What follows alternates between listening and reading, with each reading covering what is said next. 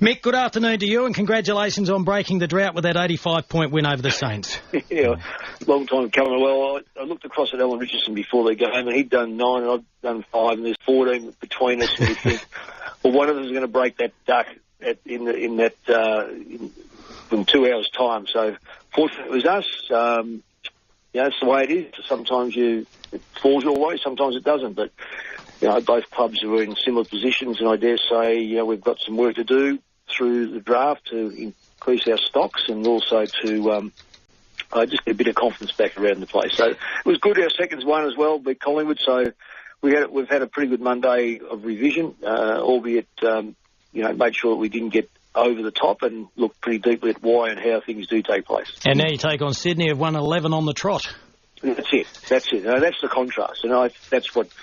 When you look at our ladder at the moment is fairly well drawn apart, and we take on Sydney, who have got great depth. The word is that Tippett won't play, and you look through their list and you think, okay, well, who would have gone out for Tippett? Clearly he would have played, but their club is so well. It does so well with the player list. It's just extraordinary how deep it goes and the talent they've got there.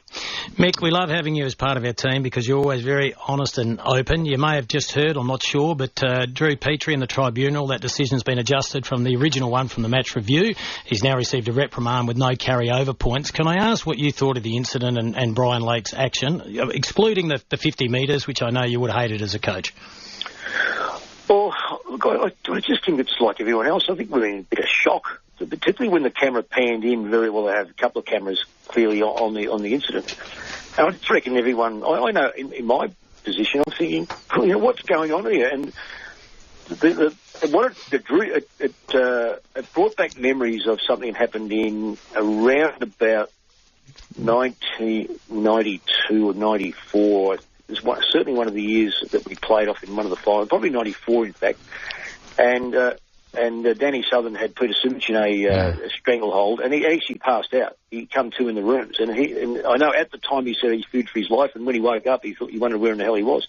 So when I saw this taking place, it sort of brought back those memories. And I think it's been weighed up and said very well that it's not what we want to see in our game, and I suspect that a lot of people at Hawthorn will be thinking, what in the hell? That's forced this to happen, because I've been very fortunate to have coached Drew Petrie in the Australian series against Ireland. He's just such a nice bloke. He's a fierce competitor, but I couldn't imagine anything sort of riling, coming from his mouth, riling people that much that they were strangling. Yeah, I initially, when I was watching it as you did, I thought, listen, this looks a bit average, but I've watched it so often now, I don't think he's got his hands around his neck. I reckon he's got hold of his jumper. Well, look, I'll stand for it. I haven't said he hasn't, but it just didn't look good. No, it didn't look good. It didn't look good, but I'll also say, Graham, that the reaction of Petrie was extraordinary, that he looked like he tapped out. It looked like he was in a bit of trouble, and I don't know whether he actually tapped out when someone's got hold of your jumper. He's just given up because he didn't want to get busted for grappling and wrestling. Well, maybe not. Oh, well, look, I think the best thing is the tribunal now have a really close look at it, and they can examine it the same way as you've just done. I mean, for me, I haven't looked at it to penalise anyone. I've just looked at it and thought, no, not a good look. You've looked at it a bit close and said, well, okay, his hands aren't there. I reckon the tribunal will come up with, if they see him around his neck, around his throat, I wouldn't be counting on playing the next month. Mick, just so you know, you're in the majority at the moment. Cornsey and I have been copping a belting. We're winning a few over at the moment, though. I can update you straight from the tribunal. Brian Lake's words, I felt Petrie initiate contact. I had one arm under his head, which is a fact. I tried to grab the V of his jumper. That is the latest. So we'll move on from that one. Another one I want to talk to you about, Mick, is I don't know if you heard Jonathan Brown's comments during the week about reducing the amount of rotations. Now, there was a hue and cry by players and coaches, or the majority of them, when it was reduced, with the average being 133 down to 120. I personally don't think it's affected the game. I've been saying for a while I'd like to see it down to 60 or 80. What are your views on that? Well, I did read that from Jonathan. One is what a fantastic career he's had. He's just such a team man. I think that's that. I think there's players and players. There's players that are great players, and there's players that are great players for their teammates, and he's a great player for his teammates. So I'll say that for a start off. I think the 80 is very much on his mind that he never come off the ground. He had a massive tank, held up, and if he ever got taken off the ground, it was really because he had to get his head stitched up, I reckon, because he put himself in a pretty dangerous position on most occasions. But from my memory of him working right through from the early days of 2000, he stayed on the ground, and he almost at the end of his career, he stayed on the ground. So I think we've got to be very careful about taking a player's point of view in this case, and we say that because I think it's isolated. If you said to Dane Swan, he'd say, no, we want 140. If I said to Mark Murphy, he'd probably say 130. If you go to Jonathan Bennett, he says 80. Well, one player fortunately doesn't make the rules. I don't know how all our indicators over a period of time indicate that the more you rotate, and there is a saturation point. There's no question about that, and it doesn't look good, everyone running off. But there is a saturation point, and when you haven't got to that saturation point, but you have a look at your injury list, you'll find that it doesn't impact on your side as much, particularly soft tissue injuries. Now, okay, they say there's a fair bit more contact injuries. Impact injuries, yeah. But it's 36 men running around. We've got more rules now in place to protect the head, the legs and everything else, and ruckman at the centre circles and so forth. That's one of the best rules that's ever been introduced. But we protect our players pretty well. But I watched the Waratahs play the Highlanders on the weekend. Yeah. And that's a brutal sport. But they front up the next week. They front up. Now clearly they don't have as many interchanges, and I'm not saying this, but we've got to keep our game as pure as we can about AFL football. AFL football has runners. So the embarrassment to me is this, that certain people in certain positions of authority try to explain the game for visitors overseas, and they go, well, what are those blokes? And we struggle to tell them that they're runners. But you know what? It's unique to our game. Don't get rid of uniqueness just because people from other codes don't have it. We've got... if I want to open up on the gridiron, I can say, well, okay, where you cross the lines, where you should have your kick from. Why put it right out in front and let everyone knows there's going to be a point after? Put some decent pressure on people. It's the same with rugby, same with rugby union, same with soccer. Those that are fouled should take the foul kick. Don't give it to someone else. Yeah. So, I've got my ideas. Everyone has their ideas. I think that we've got to keep our game as unique as we can. Don't get put off by other people questioning what our game's about. We know what our game's about. Let's live our game.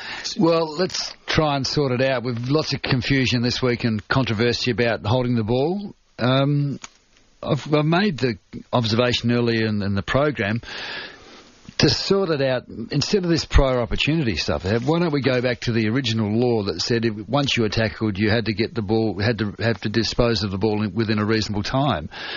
Graham, I have just read that rule. And you'll know better. Well, when I say you know better than me, I've got maybe I've got a short-term memory, Mick, so I don't know. But all I know is when you read the rule now, it says you got time by hand or by foot or attempt to do so. Now I don't know about you, but I can't remember when that attempt to do so come in. That is the critical part to me. If we want to reward the tackler, we played Geelong a couple of weeks ago, and we had 140 tackles between us. There were 2 holding the balls, both against us incidentally, but there was 2. I look at it now and say, let's reward the tackler, like what you just said. If you do not dispose of the ball correctly by hand or by foot, bad luck, Charlie, you have lost every right. You are now deemed to have been incorrect disposal. You have lost that to a free kick. So it clears everything up. It clears all the negativity of umpires trying to work out, did he throw his foot out, did he throw his hand in, has he got prior opportunity? Give them opportunity. You know as well as I do, great players, any player plays league football, one step, you've had an opportunity. One step, you've had an opportunity. Let's give them 1.5 into their second stride. You haven't disposed of the football, bad luck. You're going to be either strong enough to withstand the tackle or you get rid of the football. So Angus Monfries was holding the ball? No, I can't answer that one, so I didn't see it. Okay, that was a lot of controversy here. Running into an open goal, he took 3 to 4 steps. It was tackled. Umpire said play on. It could have cost Essendon. No, I did. Sorry, I do. I did see that fleetingly. Holding the ball every day of the week in my book. You've had an opportunity. You missed the ball because you get dragged off the football, and you've had an opportunity. Bad luck. you're done over cold.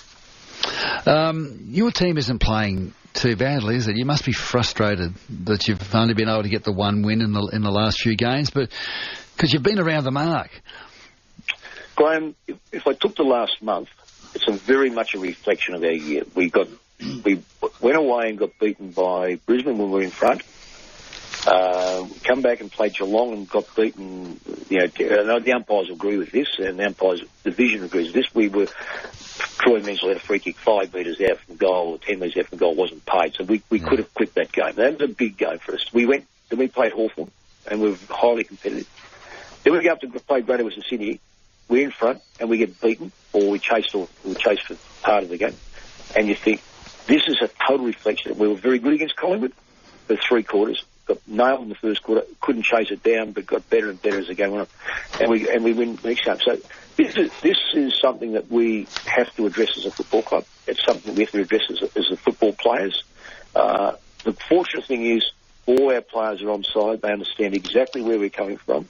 It's got to be taken over and controlled by the leaders. They are fully aware of it, and I really admire them for it, because they're a wonderful group of young men. I'm really proud of what they've made no excuse. All they're looking for is, we know the reason, let's do something about it. And that to me is real growth.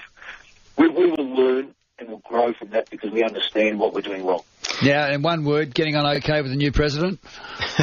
Yes, I am. Yeah, no, he's a good bloke. I really enjoy him. I think he's... I've never been a board man. I stay clear of the board.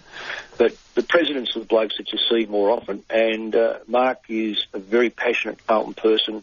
What he wants to do, he's got a vision of where the club's to go, as did Stephen Kernan. Now, it's okay to have the vision, but you've got to put in place methodologies and so forth. And I really admire the fact that he's got a vision, and he wants that methodology to be exposed, so we can follow the right track. So it's good. Mick, we really appreciate your time. We wish you all the best at the SCG against Sydney. It's a big game for you. And just quickly, Adelaide or the Hawks, because it could be a record crowd here Friday night. Oh, I fancy Adelaide. I think they're in real good nick. The Hawks have been good, but I just think a few injuries will hurt them. I like Adelaide. They're really back to their great running style. I think it'll be a ripping game. Good on you, Mick. Let's hope you can go back-to-back this weekend. All the best, lads.